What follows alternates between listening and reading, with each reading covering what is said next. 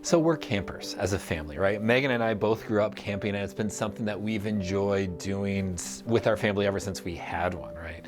And there's lots of things I love about camping, but in particular, one of the things I love the most is just the independence we can give our kids now that they're a little bit older, and we do the just stay in the campground or loop or wherever we are and go have fun, go explore. It's great. I'm a fan. And recently we tagged along and joined at the Cran Hill Church campout, and it was fun in all the ways you'd expect. The activities were great. We had s'mores, swam in a lake, all the normal camp things.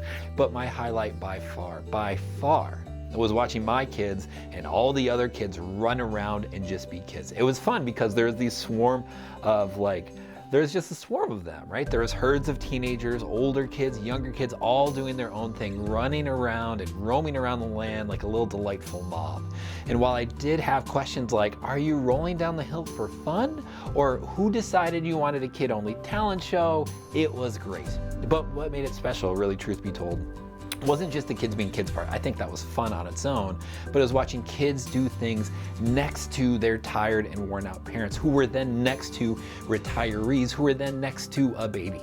It was gloriously intergenerational. It was a mini village of people united together because of the love of Jesus and a belief in this community. It wasn't cool, it wasn't hip. If we had talked about politics or policies or movies or bands or any kind of category, I'm sure we would have disagreed, but we didn't talk about those things.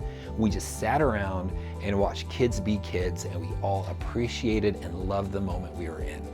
Too often the world that we are in is sorted, right, into red or blue, or my tribe or your tribe, my opinion or your opinion, someone else's thing. Everything, there is a point where you can disagree and write someone off. And truth be told, that's gotten harder over the last few years than it was previously, and our tolerance with people with whom we share disagreements has gone down.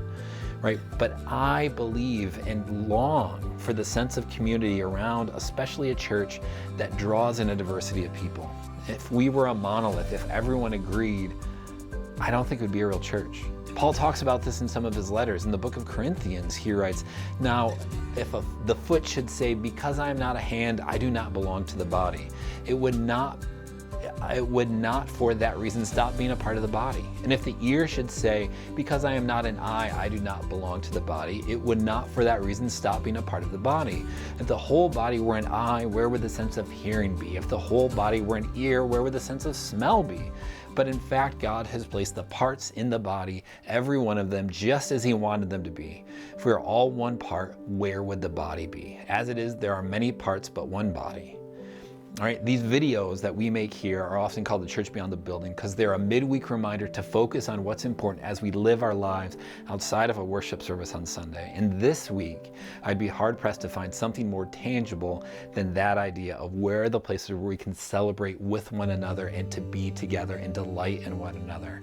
Where are the spaces in and around where you can engage with people who are different than you? If you're I, where are the ears? If you're a Democrat, where are the libertarians? If you're a lifelong resident to this town, where do you connect with people who are new? If we want to be the church, then we need to acknowledge that the diversity we have and how that is a strength for us. We need to build friendships and relationships with people. We need to build and watch the diversity of what can happen while we sit along and we watch kids be kids and celebrate the life and vitality that there is in a place like this and in the relationships we have with one another. So friends, on this day, leave with that affirmation and just find and celebrate the diversity of thought and opinion and background and orientation that we have towards this world, and celebrate the diverse body of Christ that is and around this place. Grace and peace, friends. Have a good week.